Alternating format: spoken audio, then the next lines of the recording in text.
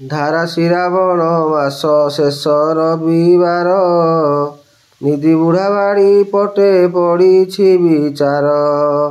ମଶା ମାଛି ମୂଷା ଯାକ ଏକ ଠାବେ ବସି, ଯୋଜନା କରନ୍ତି ତାର ପ୍ରାଣ ଦେବେ ନାଶି। କହନ୍ତି ସେ ଦୁଧ ଭାତ କୁକୁରକୁ ଦିଏ, ଆମର ପ୍ରତାପ କେତେ ଜାଣି ନାହିଁ ସିଏ। ନିଶକୁ ଫୁଲାଇ ମୂଷା ଦୁଇ ଗୋଡ଼ ଛାଟି, କହେ ଆଗ ନିଧି ଆର ଚୁଟି ନେବି କାଟି। ମାଟିରେ ଯତନେ ବୁଢ଼ା କରିଅଛି ଘର, ଗାତ ଖୋଳି କରିଦେବି ସବୁ ନାର ଖାର। କୋଳଥ ମାଣ୍ଡିଆ ଧାନ ସବୁ ନେବି ଲୁଟି, ଲୁଗା ଜାମା ନଥି ପତ୍ର ଦେବି କାଟି କୁଟି।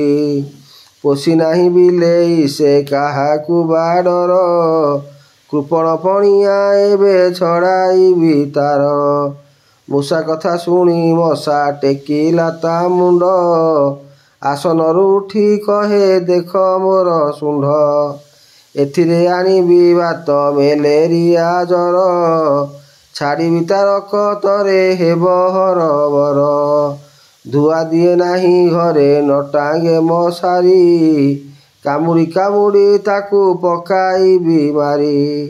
ପଚା ସଢ଼ା ଖାତ ଖମା କେତେ ଅଛି ତାର, ବସା ବଢ଼ାଇବା ତହିଁ ଆସରେ ଏଥର।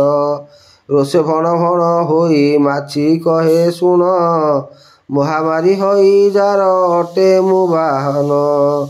ଶହ ଶହ ରୋଗୀଙ୍କର ମଳମୂତ୍ରେ ବସି, ଜୀବାଣୁ ଆଣିବି ବୋହି ଘରେ ଘରେ ପଶି। ଛକି ଛକି ଛାଡ଼ି ଦେବି ବୁଢ଼ାର ଆହାରେ, ଦେଖିବି ଜୀବନ ତାର କିଏ ରଖିପାରେ। ନ ଖାଏ ଗରମ ଶେତ ନଘ ଉଡ଼େ ମୋତେ, ତା ଜୀବନ ନିଶ୍ଚେ ଜାଣ ଗଲା ମୋର ହାତେ।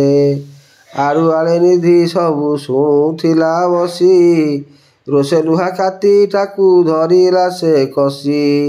ଘର ଚାରିପାଖେ ଥିଲା ଯେତେ ଲଟା ବୁଦା, କାଟି କୁଟି ଏକା ଦିନେ କରିଦେଲା ପଦା। ସଫା କଲା ଖତ ଗଦା ଖାତ ଦେଲା ପୋତି, ଖଟରେ ମଶାରୀ ଟାଣି ଶୋଇଲା ସେ ନିତି। ମାଛି ଘଉଡ଼ାଇ ଖାଦ୍ୟ ଖାଇଲା ଗରମ, ପୋଷିଲା ବିଲେଇ ଏକ ମୂଷାଙ୍କର ଯମ। ମଶା ମୂଷା ମାଛି ଘେନି ସାଙ୍ଗ ସାଥୀ ଭାଇ, ଆଶ୍ରୟ ନ ପାଇ ଗଲେ ବଣକୁ ପଳାଇ।